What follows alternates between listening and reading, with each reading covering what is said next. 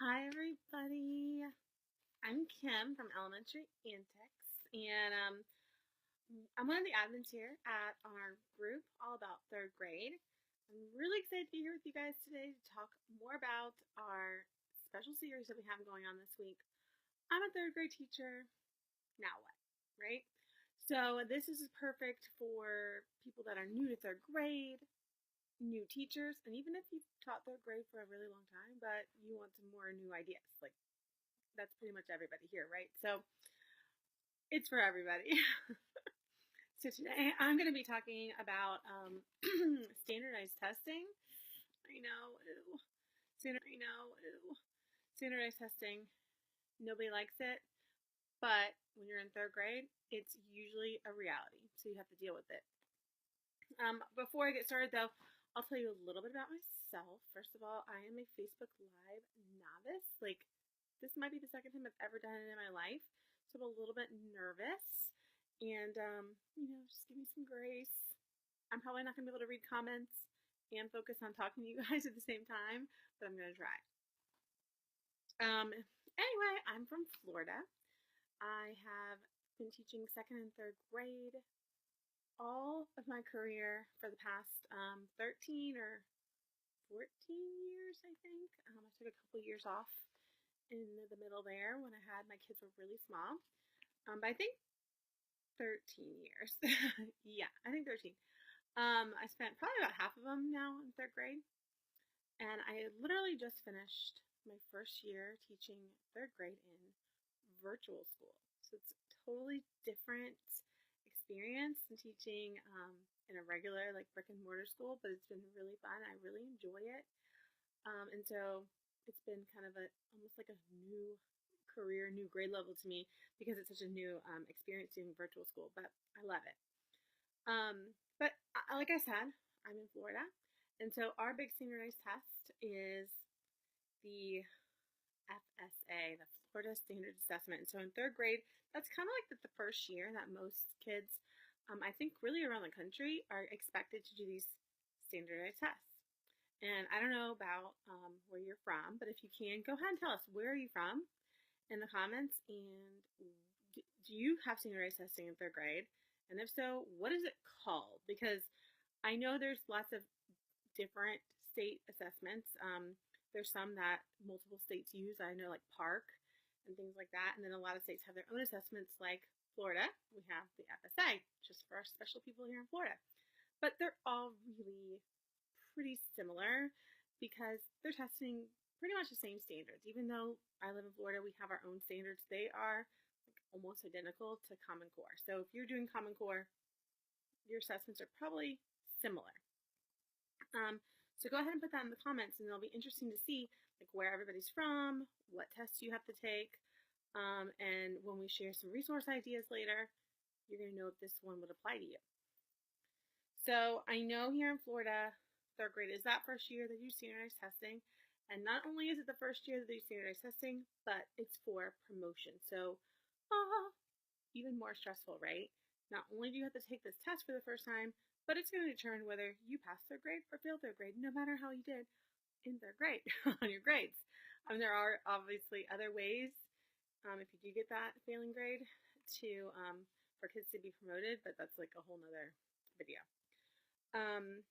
So it's stressful. Let's just say it. You're in third grade, especially if it's the first time dealing with like these standardized testing.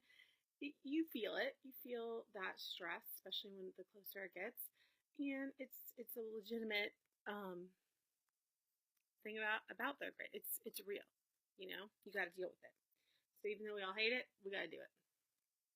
So I wanted to talk a little bit today about how I have tried to kind of make that hopefully like less stressful for me and for my students, because obviously I don't want them to feel stressed out about this. And how I've gotten ready for state testing in the past. And I'll even go over like some resources that I've used that have been helpful for me. And I'll share this with you. And I have a freebie for you too that I think you'll all really like. So first of all, I am not going to be sharing anything like earth-shattering or totally never heard of this before. This is amazing. No. I'm going to be talking about things that probably all of you do some of, do all of, You thought about it and you're like, oh yeah, like I could totally do that. Like it's all manageable things. So the first one, my first tip is review all year. We don't want to start panicking in February and start trying to cram it all in. No, I like to review all year, and this can really look differently for everybody. So one thing I like to do is especially for math, I'll have like a bell work or morning work, and I'm sure you guys do this too, where they just complete like 1, 2, maybe 3 problems before we even really get started. And so that's their bell work. They kind of do it until the bell rings. But it really helps. So to start from the very beginning of the year.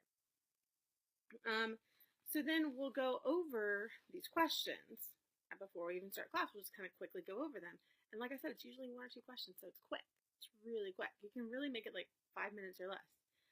But these are usually questions that I have written in a way that is going to be very similar to how they're going to see on that state test.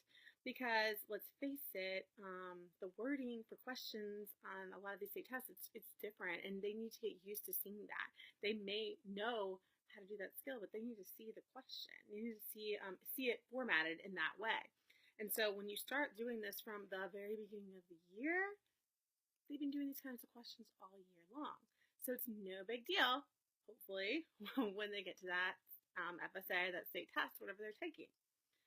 And getting that exposure really makes a really big difference all year for these kids. I'll do the same things with like centers, maybe my center questions. I just word them how they would on the state test. Guided reading, same thing. So really it's just about planning even my questioning. So not only like paper-based question, but just like my questioning during my lessons. I can ask those questions in that higher level way, or in that way that they're going to have to know how to answer on their state test. And I can embed that all year long. So, tip 2. Like I said, nothing earth-shattering, guys. Normal stuff. Number 2, this goes right along with number 1.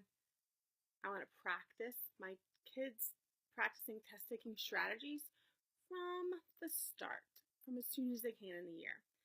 So anything and everything that you expect your kids to be able to do on your test, and I'm talking about test-taking strategies, you want to be able to model that and practice it from the beginning of the year.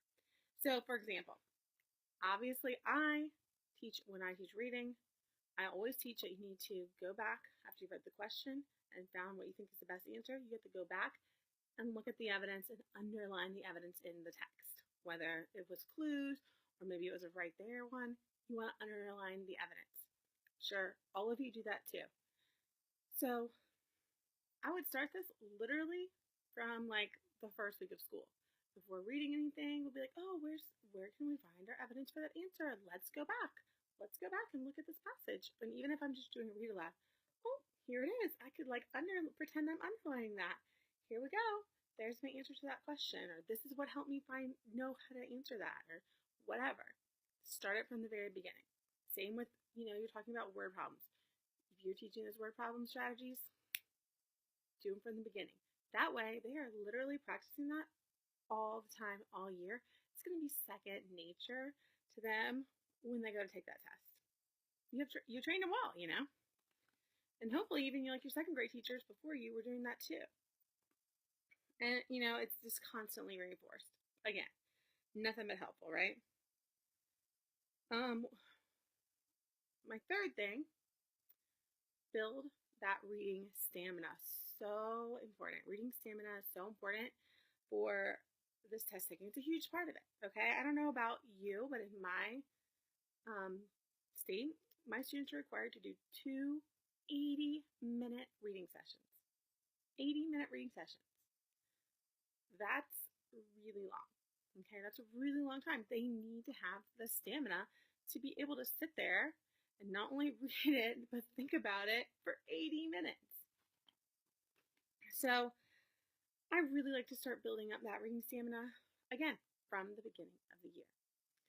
So we'll start with doing this with independent reading. This is something that I know that a lot of people do. You start, okay, independent reading at the beginning of the year. Okay, it's 20 minutes, and then it's 30 minutes, and it's 40 minutes, and then it's an hour. If you can build up to an hour, that's awesome. If you have that time in your day too, that would be great. And not only do we practice our independent reading and our reading stamina throughout the year, but I really try to talk about how it's really important for us to build our reading muscles, right? Because we want to be able to focus on our thinking and our reading for longer and longer amounts of time, so that by the end of the year, we're going to be able to spend so much time reading about things that we love. And so that love of reading is super important too. So along with building our reading stamina, we're celebrating our reading growth. We're celebrating our reading, building our reading stamina with brain breaks and dances and just fun things throughout the class, because I really want my kids to love reading, right? Reading is a process, and you have to grow your brain. You have to grow that reading stamina, and you're going to be reading your whole life. That's what I try to tell them. I want you to love reading so that you can love to learn about things that you love, that you're passionate about. So I really try to make it as fun as I can, and not always about the questions and all that stuff. We do a lot of reading for fun. We talk about why we like reading. We talk about what we like reading and things like that. So building that reading stamina and that love for reading in your class is key. Okay, so those are my 3 tips. Yeah, you guys do it, right? You do it already. Maybe it'll just make you think of something else you could do, or something else you could try, or add to your repertoire of reading, test-taking strategies and tips. So I'm almost done, guys. I promise. I don't want this to be super long. I told you I'd share some of my favorite resources, and then I'd have a freebie, and I do. I'm so excited about it. So I have created lots of nonfiction reading resources for my class, because when FSA first came out a few years ago, there was literally nothing around that I could use for my class to practice those types of questions with that level of reading, because it's rigorous. So I created my own. So I was like, okay, well, there's nothing out there. I'll have to create my own. So I did. So I've created several nonfiction passages, and they have a passage. They have questions that are worded really similarly to my standardized test. And they also come with graphic organizers and language practice too, which is an extra fun thing that teachers are always looking for, because our state test has that as well. I've used these in my class for a couple of years. The kids love them. They're really high interest topics, so they like reading about them. They help them get ready for the test, and I've gotten a lot of really good feedback from a lot of other teachers as well. And not just people that live in Florida, not just FSA, but anybody. These can be used for anything. So for example, here's one I did on the Chinese New Year. It's usually just a 1 or 2 page article. There's I try to include text features, lots of pictures, usually between 5 and 8 questions each, some short answer, really worded similarly to how you would see on that standardized test, my FSA. And then I also have graphic organizers and language editing practice, which is something this is exactly how my state test kind of formats there. So I wanted my kids to be able to practice that, and there's nothing out there. So I use that, and it's really great. And I have a freebie for you. You can get my All About Mummies. Mummies. Everybody loves reading about mummies. Kids love it. You can get my article, questions, and everything, the whole set, for free when you sign up for my newsletter. So I'll make sure I put the link in the comments and also in the post when I post the video, so that you can grab that freebie.